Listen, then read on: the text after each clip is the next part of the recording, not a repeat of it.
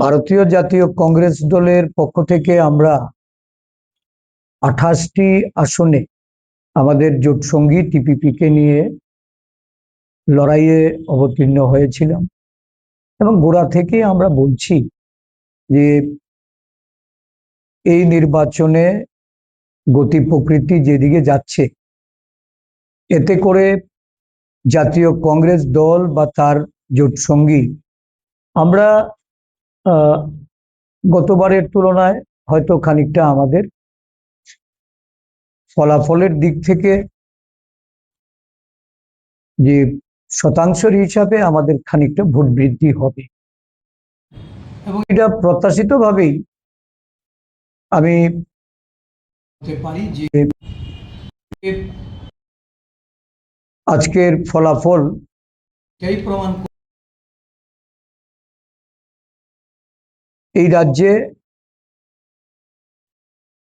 মুখ্যমন্ত্রী আদিবাসীদের ভাবাবেগে উনি আঘাত করার চেষ্টা করেছেন। সমতলবাসীর সমর্থন নেওয়ার যে প্রচেষ্টা, এতে করে দেখা গেছে যে প্রত্যাশিতভাবেই আদিবাসী ভোট, তাদের আবেগের ভোট, এটা টেপরামতার পক্ষে। কিছু কিছু জায়গায় বিক্ষিপ্তভাবে বিজেপি যে ফলাফল করেছে,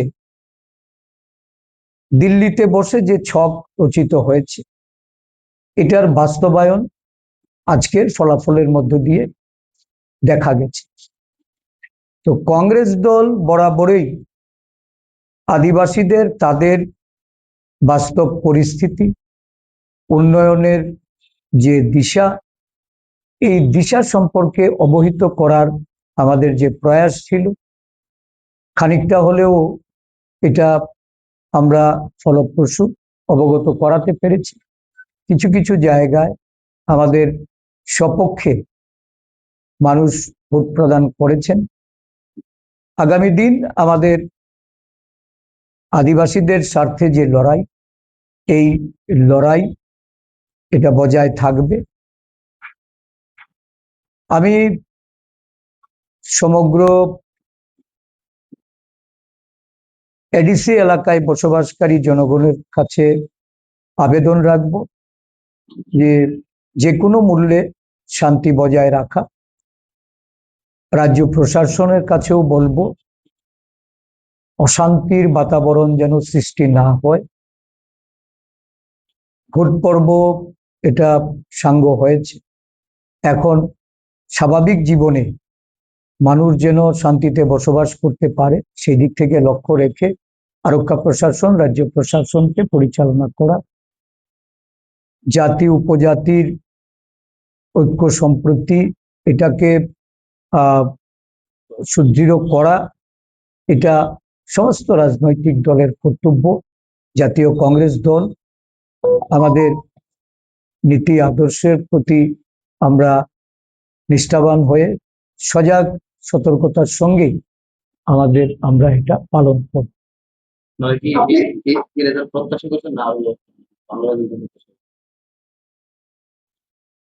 আমরা কখনোই দাবি করিনি যে এবারের নির্বাচনে কংগ্রেস দল আসন জয়ী হবে, তবে এই প্রত্যাশা আমাদের ছিল যে আমাদের ভোট বৃদ্ধি হবে।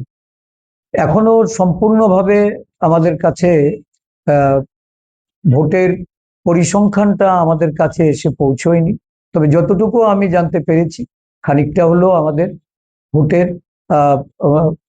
মার্জিন বেড়েছে। আমরা খানিকটা গতবারের তুলনায় ভোট বৃদ্ধি করতে সক্ষম হয়েছি। তবে এটা প্রত্যাশিত ছিল, যেভাবে রাজ্যের মুখ্যমন্ত্রী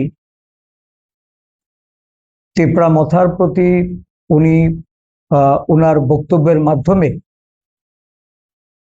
আদিবাসী জাত্যাভিমানের উপর উনি আঘাত করেছেন, তার প্রতিক্রিয়াই সমগ্র পাহাড় জুড়ে এটা পরিলক্ষিত হচ্ছে। তো আমি আগেও বলেছি যে এটা কোনো রাজনীতি নয়, বা বর্তমান শাসক দল, এরা রাজনীতির আঙ্গিনায় সম্পূর্ণভাবে এরা নির্বোধ, যার জন্য আজকে এই ফলের সম্মুখীন হতে হয়েছে। এটাই এটাই সবচেয়ে বড় বিষয়, যে একটা আবেগকে কেন্দ্র করে যেখানে ভোটাধিকার প্রয়োগ হয়, স্বাভাবিকভাবে উন্নয়ন বলুন, দুর্নীতি বলুন বা অগ্রগতির কথাই বলুন, সবটাই এখানে একেবারেই মানে ভোট রাজনীতির থেকে সম্পূর্ণভাবে এটা বিলীন ছিল।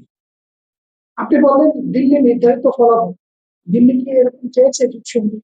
এখন দেখুন, এরা এই রাজ্যে যতই তারা ঝামেলা করুক, নিজেদের মধ্যে সংঘর্ষ সংঘাত যাই কিছু থাকুক, এরা দিল্লিতে গিয়ে একই ঘরে একই দরজায় ঢুকে এরা মিলেমিশে বসেই এদের নীতি নির্ধারণ করে।